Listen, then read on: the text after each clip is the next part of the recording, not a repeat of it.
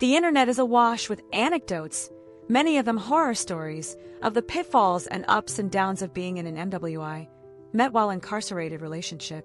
Having read through poorly written, sometimes incoherent and often scatterbrained accounts of others' MWI experiences on the various forums, Prison Talk, Prison Families, I thought it would be useful to provide other MWIs or potential MWIs with a, hopefully, useful article about the benefits, the challenges, and the dangers that accompany dating someone who is serving time.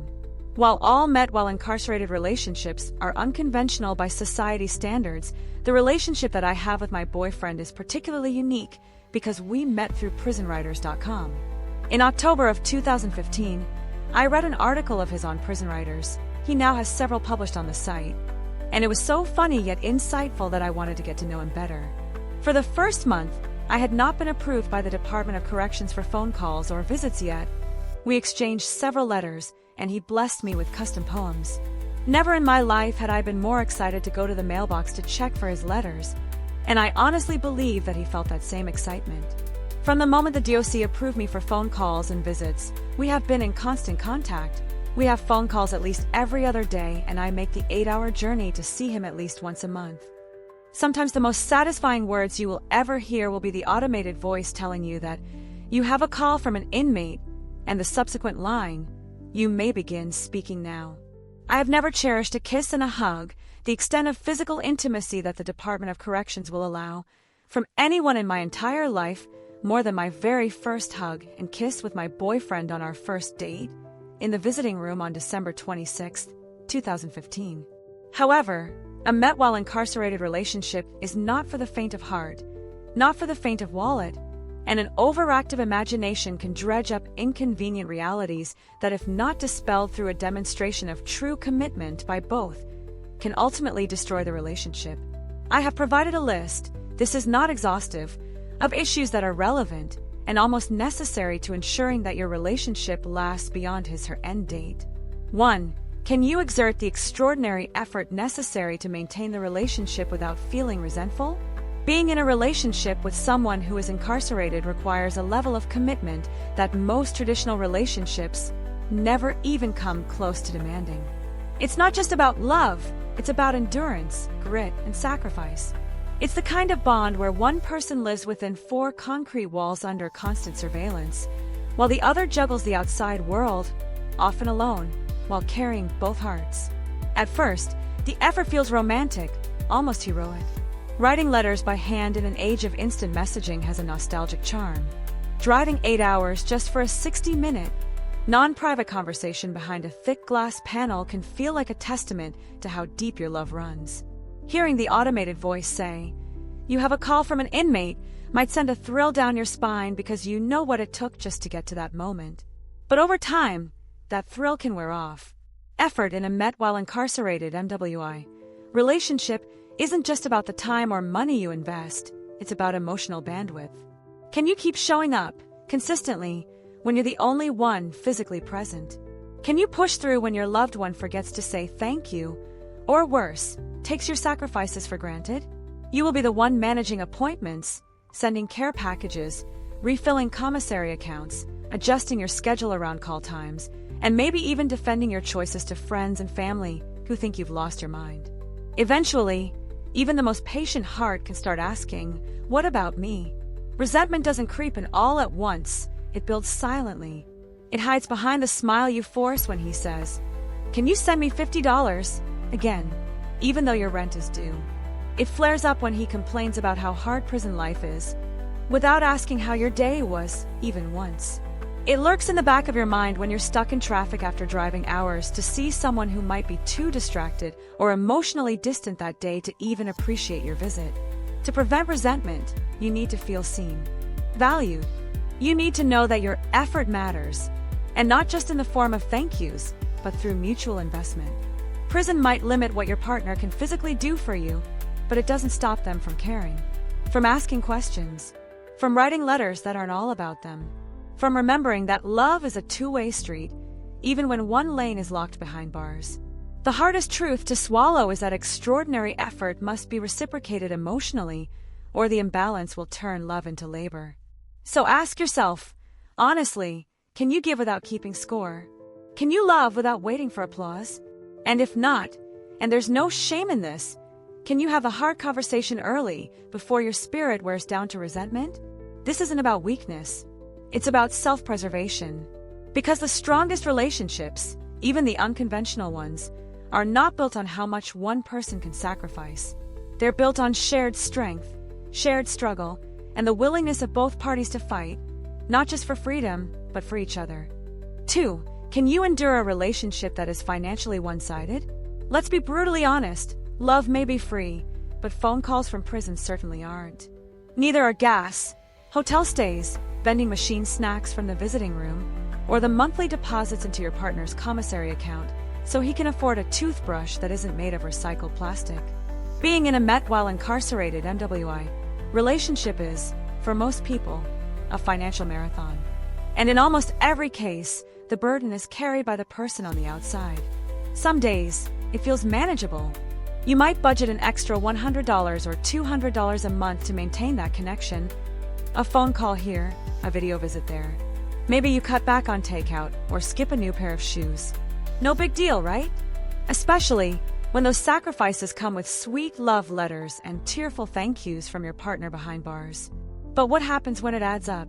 When the $200 a month becomes $350, then $500, and suddenly, you're choosing between paying your electric bill or funding another weekend visit.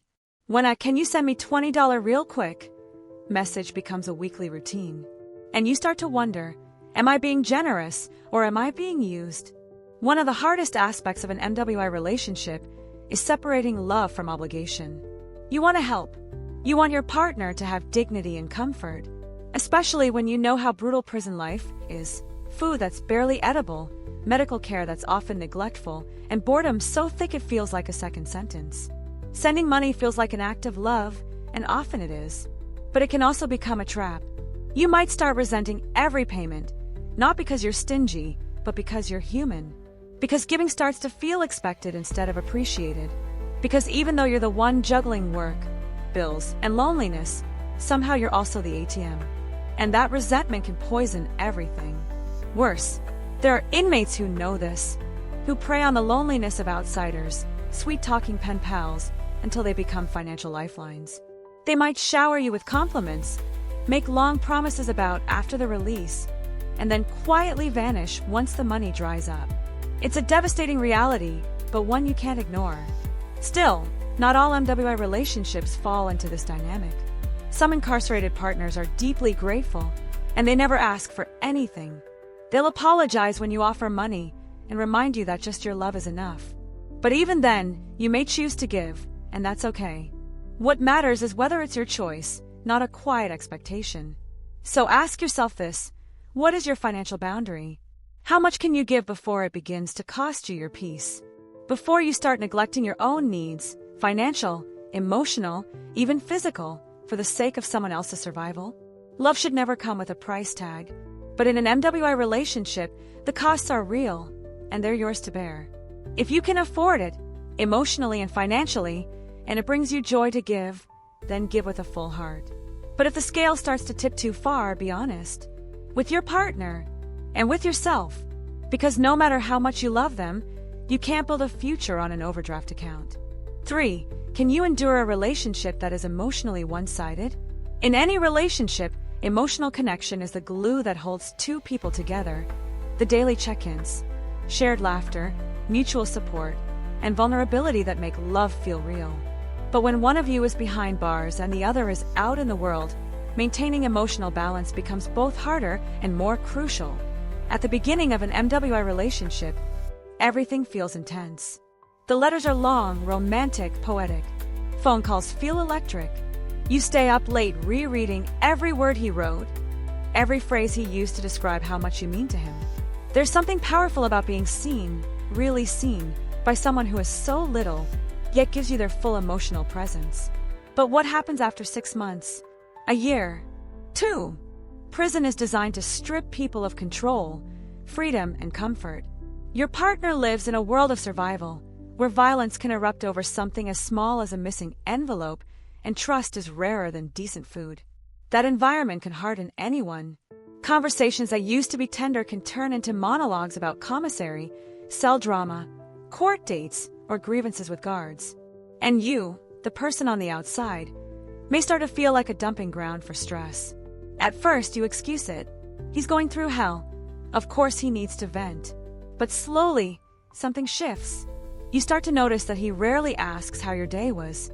When you mention your own problems, car trouble, a hard day at work, family issues, the response is often flat or redirected back to him.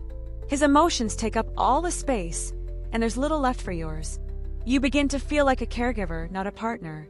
Like your role is to absorb pain, not share joy. Like the relationship is a one-way street where your needs take a back seat, if they're even acknowledged at all. This emotional imbalance can be subtle, and that's what makes it dangerous. It doesn't always show up as neglect or abuse. Sometimes it shows up as a quiet erosion of your voice. You stop talking about yourself because you know there's no room. You stop hoping for emotional support because you know it won't come. And eventually, you stop feeling emotionally safe. So, can you endure a relationship like that? Maybe. Some people are natural caregivers. They find fulfillment in being the rock, the steady presence, the emotional anchor. But even they need moments of reciprocity, a loving word, a genuine, "How are you holding up?" that reminds them they matter too. The truth is, prison relationships test emotional balance constantly. You need to be able to hold space for your partner's pain, but not at the cost of your own sanity. If you're always the one listening, giving, comforting, without receiving any of that back, the relationship becomes unsustainable. The best MWI relationships thrive when both people, despite their vastly different environments, make a real effort to see each other. When your partner makes room for your struggles too. When he asks questions, remembers details, sends encouragement, and reminds you that you're not just a support system, you're someone who deserves love and care in return. So ask yourself, are you being emotionally nourished in this relationship or emotionally depleted? Is your heart being held, or is it doing all the holding? Love can survive distance. It can survive concrete walls and monitored phone calls. But it cannot survive emotional starvation.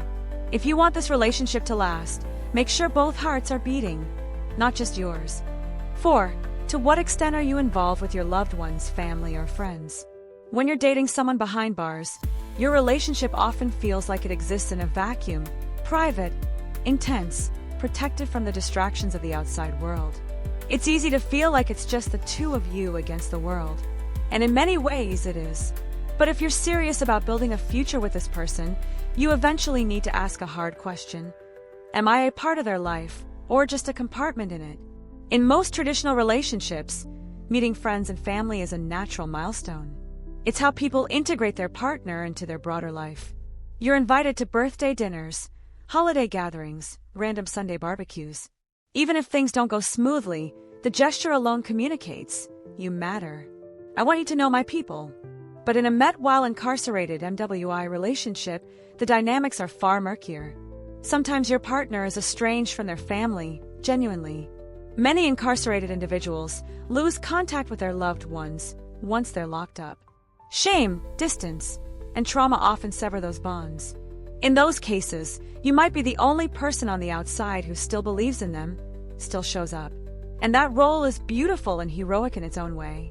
But what if that's not the full story?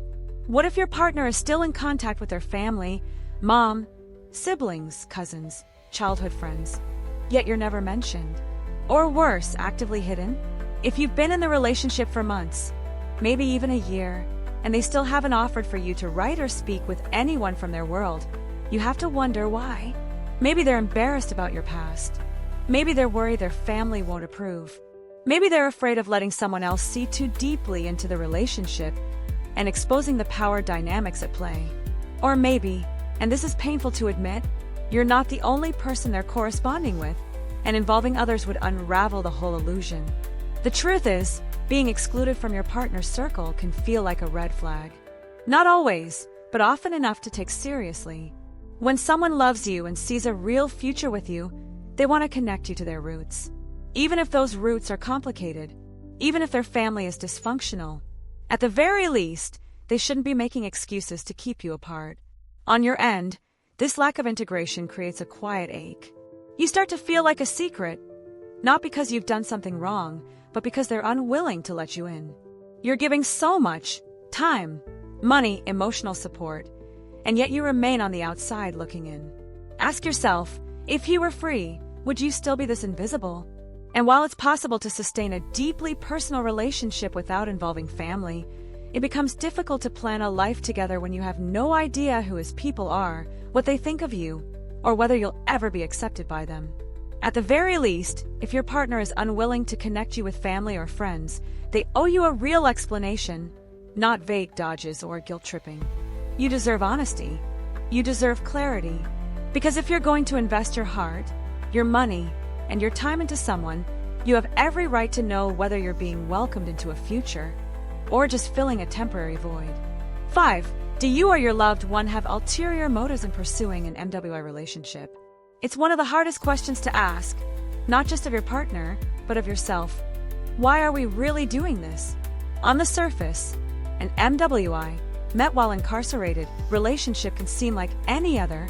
Love letters, deep conversations, mutual hopes for the future. But underneath, these relationships often begin in unusual and vulnerable circumstances. And with that comes the very real possibility of hidden motives, sometimes conscious, sometimes not. Let's start with the incarcerated partner. For someone behind bars, loneliness is a constant, almost physical ache. Days blend into each other. Connection becomes currency. So when a letter from the outside arrives, especially one filled with compassion, interest, or even flirtation, it can feel like a lifeline. And yes, some inmates genuinely fall in love, but others, they see opportunity for emotional support, for money, for a sense of control. In some cases, inmates maintain multiple pen-pal relationships simultaneously, each person playing a different role: the provider, the romantic, the emotional therapist. It's a game of emotional survival and, sometimes, manipulation. There are stories, more common than we'd like to admit, of women and men who emptied savings accounts, quit jobs, or even relocated states based on promises that evaporated the moment the inmate was released. But the truth is, it's not just inmates who can have ulterior motives. The person on the outside you might also be chasing something deeper than love. Maybe it's the thrill of danger, the desire to rescue someone, the need to feel special in a way that no one else in your life makes you feel. For some, being in an MWI relationship creates a kind of fantasy, a world where you are the hero, the savior, the center of someone's entire emotional universe. That can be intoxicating and very difficult to walk away from, even if reality starts to crack through the illusion. So, how do you tell the difference between real love and hidden agendas? The answer lies in consistency and accountability. Has your partner been honest from the beginning? Have they shared their story, the full story, even the ugly parts? Do they ask about your needs, not just talk about theirs? Do they express gratitude when you go out of your way, or do they expect it as your duty? And equally, have you examined your own intentions? Are you here because of who they are, or who they represent? Do you believe in a future with them on the outside, or is this connection safe because it's behind bars? Would you still love them if they had nothing to offer you emotionally? No words, no calls, no poetic letters? These are not easy questions, but they are necessary. Because the truth is, real love, the kind that survives release dates, parole challenges, job searches, and everyday life, has to be built on clarity, on a willingness to face the dark corners of why you're both here. No relationship is ever 100% pure. We all bring baggage, needs, and complicated desires. But if those motives remain hidden, unspoken, unexamined, they will rot the foundation of what you're trying to build. So talk. Ask the uncomfortable questions. Check in with yourself and with each other. And if something feels off, don't silence that feeling. Dig into it. Because when all the walls fall away, literal and emotional, you'll want to know that what you have left is real. 6. Are you able to ignore the skepticism of others when you reveal that you're in love with an inmate? Let's be honest. Loving an inmate isn't just emotionally challenging, it's socially taboo. The moment you open up to someone about your relationship, you brace yourself for the reactions. The stunned silence, the forced smile, the judgment disguised as concern. Or worse, the unsolicited advice that starts with, "I don't want to offend you, but..." The world has already made up its mind about people who are incarcerated. In their eyes, prison equals danger, manipulation, failure. So when you say, "I'm in a relationship with someone in prison," what they hear is, "I'm making a terrible mistake." Even if you explain how you met, how deep the connection is, how intelligent or kind or misunderstood your partner is, most people won't care. They've already built their opinion out of headlines, stereotypes, and TV crime shows. And that judgment doesn't just hurt, it isolates. You start second-guessing who you can trust. You may even avoid talking about your partner altogether, not because you're ashamed, but because you're exhausted. Tired of explaining, tired of defending, tired of watching people reduce your entire love story to a cautionary tale. That's when doubt creeps in, not necessarily about your partner, but about yourself. Am I naive? Am I just lonely? Am I being conned and too blind to see it? These questions often aren't born from your partner's behavior, but from the constant pressure of outside voices whispering, "You can do better." Why are you settling for this? So how do you stay grounded? First, you learn to listen selectively. Not all skepticism is malicious. Sometimes it's protective. The people who love you may genuinely worry because they've seen others get hurt. They may be responding to your vulnerability, not your relationship. And if they raise thoughtful concerns, ones based on specific behavior, not sweeping generalizations, it's worth listening. Not because they're always right, but because your love shouldn't blind you to red flags. But when the criticism is rooted in ignorance, superiority, or ridicule, let it go. Second, you must build your own support system. Find others who get it. Online forums like Prison Talk or groups for prison families are filled with people walking the same path. They won't look at you like you're crazy when you say you cried tears of joy over a 15-minute phone call. They understand the beauty of connection built through adversity, the kind of intimacy that comes from letters, not selfies. Most importantly, trust your instincts. If your relationship is grounded in honesty, mutual effort, and respect, then let that be your anchor. You don't need everyone to understand, just the person you're building a life with. But be honest with yourself too. Are you ignoring valid concerns because love feels like oxygen right now? Or are you standing strong because you know what you've built is real? In the end, the world may always have something to say. But when the calls end, when the letters are folded and saved in a box under your bed, when you go to sleep with both hope and doubt sharing space in your heart, only you know what the love is worth. And if it's worth fighting for, then fight, not just against stigma, but for yourself. For your right to love without shame. 7. Have you and your loved one been completely honest with each other about your life experiences and goals for the future? Honesty is the soul of any relationship, but in a met while incarcerated MWI relationship, it's not just important, it's urgent. You're building a bond that must survive long stretches of separation, intense emotional highs and lows, and the looming unknown of what happens after your partner is released. If that bond is based on half-truths, convenient silences, or romantic fantasy, it will crumble the moment real life begins.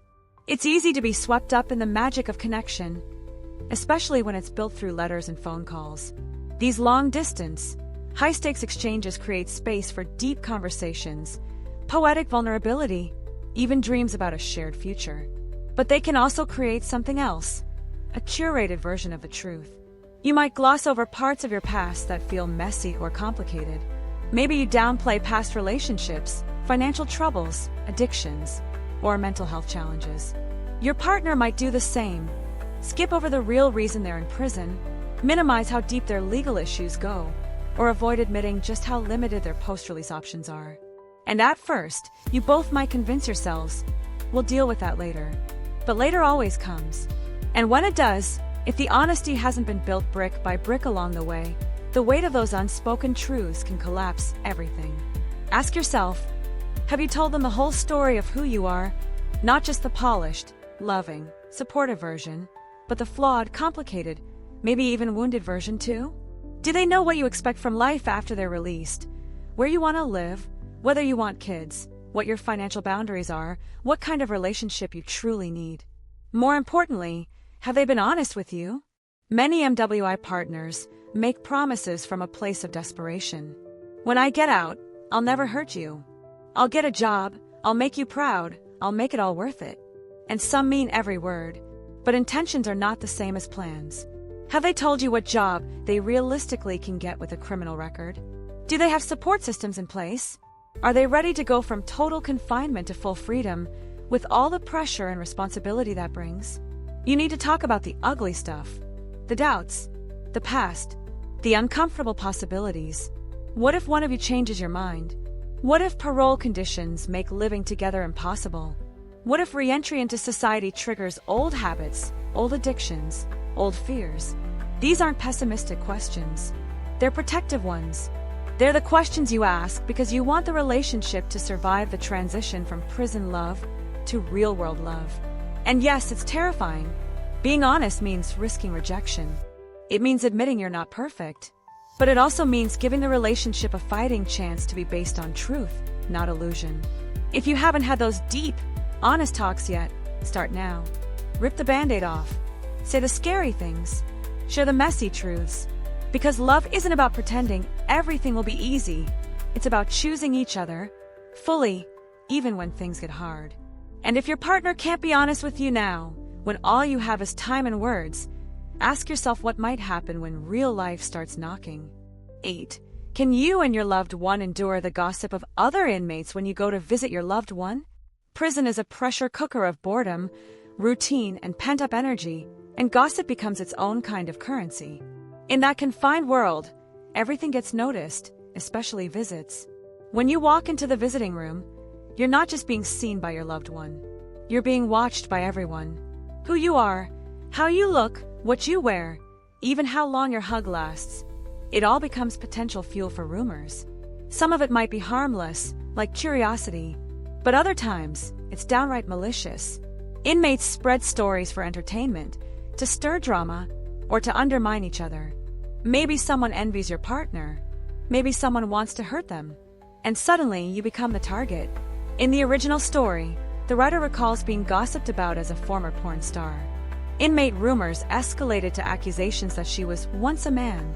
That kind of cruelty is more common than you think, especially when your presence challenges the fragile pecking order inside.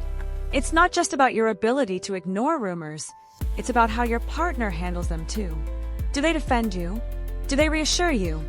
Or do they distance themselves to avoid becoming a target themselves? That reaction can reveal a lot about your relationship's strength. You need thick skin to date someone in prison. But more than that, you need trust. Trust that the bond between you and your partner is stronger than the noise. Trust that they won't let gossip poison what you're building. And trust in yourself, that your love doesn't need to be validated by anyone else, especially not a prison yard full of strangers. If gossip breaks you apart, it wasn't strong enough to begin with.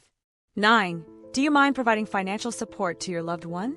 In an MWI relationship, money often becomes a symbol of care rather than mere currency, and that can blur the line between generosity and obligation. Sending funds into a commissary account so your partner can buy essentials or even small luxuries like snacks or stationery feels like an act of love. Yet, it also highlights a stark reality. Incarceration can strip away basic comforts and autonomy, forcing your loved one to depend on you for the simplest needs. At first, wiring $50 or $100 may feel empowering. You're helping maintain their dignity, enough commissary funds to grab a proper meal on weekends, or to buy a paperback novel that offers a mental escape. You may revel in their gratitude, the relief in their voice when they say, "Thank you, I don't know what I'd do without you." That gratitude can fuel your desire to give more. But there's a tipping point.